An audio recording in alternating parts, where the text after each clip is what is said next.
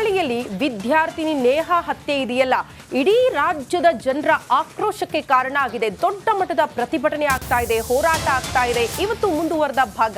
ಇವತ್ತು ಕೂಡ ಆಕ್ರೋಶದ ಕಟ್ಟೆ ಒಡೆದುಬಿಟ್ಟಿದೆ. ಪ್ರತಿಭಟನೆ ಮಾಡೋದಕ್ಕೆ ಒಂದ್ ಕಡೆ ಸಿದ್ಧತೆಗಳಾಗ್ತಾ ಇದೆ. ಮತ್ತೊಂದು ಕಡೆ ಗಮನಿಸಬೇಕಾಗಿರುವಂತಹ ವಿಚಾರ ಅಂದ್ರೆ ನೇಹಾ ಹತ್ಯೆ ಕೇಸನ್ನ ಸಿಬಿಐಗೆ ವಹಿಸಲೇಬೇಕು ಅನ್ನುವಂತಹ ಆಗ್ರಹ ಕೂಡ ಹೆಚ್ಚಾಗ್ತಾ ಇದೆ. ರಿಪಬ್ಲಿಕನ್ಗೆ ನಿರಂಜನ್, ಮೃತ ನೇಹಾ ಅವರ ತಂದೆ ನಿರಂಜನ್ ಎಕ್ಸ್ಕ್ಲೂಸಿವ್ ಆದಂತಹ ಮಾತು ಹೇಳಿದ್ದಾರೆ. ಸಿಬಿಐ ತನಿಖೆ ಆಗಬೇಕು, ನನ್ನ ಮಗಳ ಹತ್ಯೆ ಕೇಸ್ ಅನ್ನುವಂತಹ ಒತ್ತಾಯವನ್ನ ಮಾಡಿದ್ದಾರೆ ರಿಪಬ್ಲಿಕನ್ ಮೂಲಕ.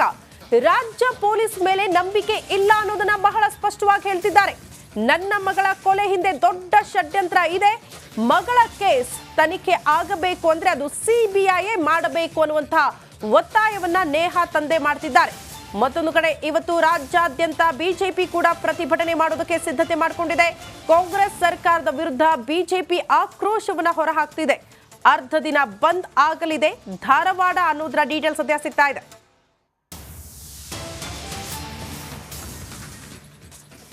ಹುಬ್ಬಳ್ಳಿಯಲ್ಲಿ ನಡೆದಂತಹ ನೇಹಾಳ ಕೊಲೆಯ ವಿಚಾರಕ್ಕೆ ಸಂಬಂಧಪಟ್ಟಂತೆ ಇವತ್ತು ಅವರ ನಿವಾಸಕ್ಕೆ ಬಿಜೆಪಿ ರಾಷ್ಟ್ರೀಯ ಅಧ್ಯಕ್ಷರಾಗಿರುವಂತಹ ಜೆ.ಪಿ. ನಡ್ಡಾ ಅವರು ಆಗಮಿಸಿ ಕುಟುಂಬಸ್ಥರ ಜೊತೆಗೆ ಸುಮಾರು 10 ರಿಂದ 15 ನಿಮಿಷಗಳ ಕಾಲ ಮಾತುಕತೆ ನಡೆಸಿದ್ರು.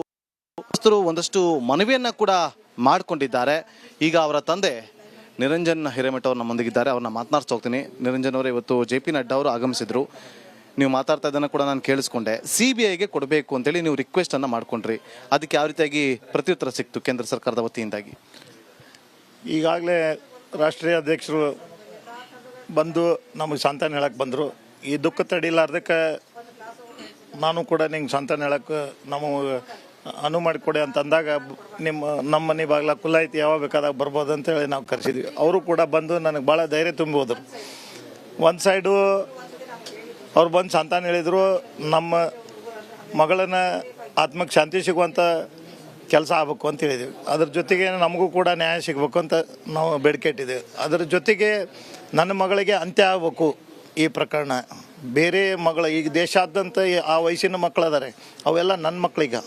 ಅವ್ರನ್ನ ಸಂರಕ್ಷಣೆ ಮಾಡಬೇಕಲ್ಲ. ನಾನು ಇದೇ ಒಂದು ಮಾದರಿಯಲ್ಲಿ ಆಕಿನ ಹೆಸರಲ್ಲೇ ಒಂದು ಕಾಯ್ದೆ ತೊಗೊಂಡು ಬಂದು ಅದನ್ನು ಸ್ಟ್ರಿಕ್ಟಾಗಿ ಏನಾರು ಒಂದು ರೂಲ್ ಬಂದಾಗ ಮಾತ್ರ ಅದು ಭಯ ಹುಡ್ತೈತಿ. ಇಲ್ಲಾಂದ್ರೆ ಇಂಥವು ವಿಕೃತ ಮನಸ್ಸದವರು ಡೈಲಿ ಒಬ್ಬರನ್ನ ನ್ಯಾಯಾನಂತವ್ರನ್ನ ಹೆಣ ಕೊಡ್ಕೊಂತ ಹೋಗ್ತಾರೆ.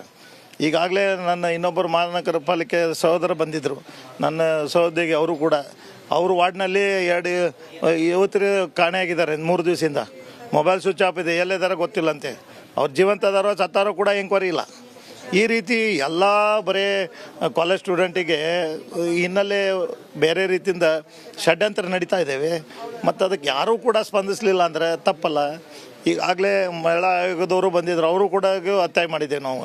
ಈಶ್ವರ್ ಖಂಡ್ರೆ ಸಾಹೇಬರು ಫೋನ್ ಮಾಡಿದ್ರು, ಅವ್ರಿಗೂ ಕೂಡ ನಾನು ಹೇಳಿದೆ, ಸರ್ ನಮ್ಮ ಸಮಾಜದವ್ರು ಅದಿರಿ, ವೀರಶೈವ ಲಿಂಗಾಯತ ಸಮಾಜದವರು, ನೀವು ಅದನ್ನು ಒತ್ತಾಯ ಮಾಡಬೇಕು, ಹೌಸ್ನಲ್ಲಿ ಇದಕ್ಕೊಂದು ಕಾಯ್ದೆ ತರಬೇಕಂತ ಅವ್ರಿಗೂ ಕೂಡ ವಿನಂತಿ ಮಾಡಿದ್ದೆ. ಡಿ.ಕೆ. ಶಿವಕುಮಾರ್ ಸ್ವತಃ ಫೋನ್ ಮಾಡಿ ಅವರು ಕೂಡ ಹೇಳಿದರು, ಬ್ರದರ್ ನಾನು ನಿಮ್ಮ ಜೊತೆಗದೇವಿ, ಈ ಇಮಿಡಿಯೇಟ್ಲಿ ನಾನು ಗೃಹ ಸಚಿವರಿಗೂ ಮಾತಾಡೀನಿ, ಯಾವುದೇ ಕಾರಣಕ್ಕೂ ನ್ಯಾಯ ಸಿಗೋ ಕೆಲಸ ಮಾಡಿಸ್ತೀವಿ, 110% ನಾವು ನಿಮ್ಮ ಜೊತೆಗದೇವಿ ಅಂತ ಹೇಳಿದರು. ಅಂಥ ಮ್ಯಾಟ್ರದಾಗ ಇದಿಷ್ಟು ಗೊತ್ತಿದ್ದು ಆಡಳಿತ ಪಕ್ಷದಾಗಿದ್ದು ನಾನೇ ಅವ್ರ ಕಾರ್ಯಕರ್ತನಿದ್ದು ನನ್ನ ಮನ್ಯಾಗ ಒಂದು ಬರೀ ಅವ್ರಿಗೆ ಇದ್ರ ಬಗ್ಗೆ ಚರ್ಚೆ ಮಾಡೋಕ್ಕೂ ಟೈಮ್ ಇಲ್ಲ, ಅಷ್ಟು ಬ್ಯುಸಿ ಆಗಿಬಿಟ್ರೆ. ಅದಕ್ಕೆ ನಾನು ಎಲ್ಲೋ ಇದು ನಮ್ಮ ಕೇಸ್ ದಿಕ್ಕು ತಪ್ಪಿಸುವಂಥ ಇದಕ್ಕೆ ನಿರ್ಲಕ್ಷ್ಯ ಮಾಡತ್ತಾರ ಅಂತ ನನಗೆ ಡೌಟ್ ಐತಿ. ಅದಕ್ಕೆ ನಾನು ಈ ಥರ ಡೌಟ್ ಯಾಕೆ ನಿಮಗೆ ಬರ್ತಾ ಇದೆ ಅಂತ. ಈ ಆಕಿಂದು ಹತ್ಯೆಯಾಗಿ ಎಷ್ಟು ದಿವಸ ಆಯಿತು, ಯಾರನ್ನ ಬಂಧಿಸ್ಯಾರ ಇವರು? ಅವತ್ತು ಅವನು ಕಾಲೇಜ್ ಸ್ಟೂಡೆಂಟ್ ಹಿಡ್ಕೊಂಡಾಗ ಕೊಟ್ಟಾರ. ಅದನ್ನು ಬಿಟ್ಟರೆ ಬೇರೆ ಏನು ಮಾಡ್ಯಾರ ಹೇಳಿ? ಅವಾಗ ಇಮಿಡಿಯೇಟ್ಲಿ ಕ್ರೈಮ್ದವ್ರು ಬಂದು ಹಿಡ್ಕೊಂಡು ಅರೆಸ್ಟ್ ಮಾಡಿದ್ದು ಬಿಟ್ಟರೆ ಬೇರೆ ಯಾರನ್ನ ಅರೆಸ್ಟ್ ಮಾಡ್ಯಾರೆ? ನಾನು ಯಾವ ರೀತಿ ಅವ್ರಿಗೆ ಆಯಿತು ಪೊಲೀಸರು ಸರಿಯಾಗಿ ವ್ಯವಸ್ಥೆ ಹೊಂಟೈತೆ ಅಂತ ನಾನು ವಿಶ್ವಾಸ ಇಡಲಿ? ವೆರಿ ನೆಕ್ಸ್ಟ್ ಡೇ ಮಾರ್ನಿಂಗು ರಾತ್ರಿ 1 ಗಂಟೆಗೆ ನನ್ನ ಆಕಿನ ಶವ ಇನ್ನೂ ಕೆಮ್ಸಲ್ಲಿ ಐತಿ. ರಾತ್ರಿ 1 ಗಂಟೆಗೆ ಪೋಸ್ಟ್ ಆಕೈತಿ ID-ಯಿಂದ. ಅವನ ಕಡೆ ಮೊಬೈಲ್ ಇಲ್ಲ, ಅವನು ಜೈಲ್ನಾಗ ಅದಾನ. ಅದು ID-ಯಿಂದ ಫೇಕ್ ಇದು ಮಾಡಿ ಫೋಟೋ ಎಡಿಟ್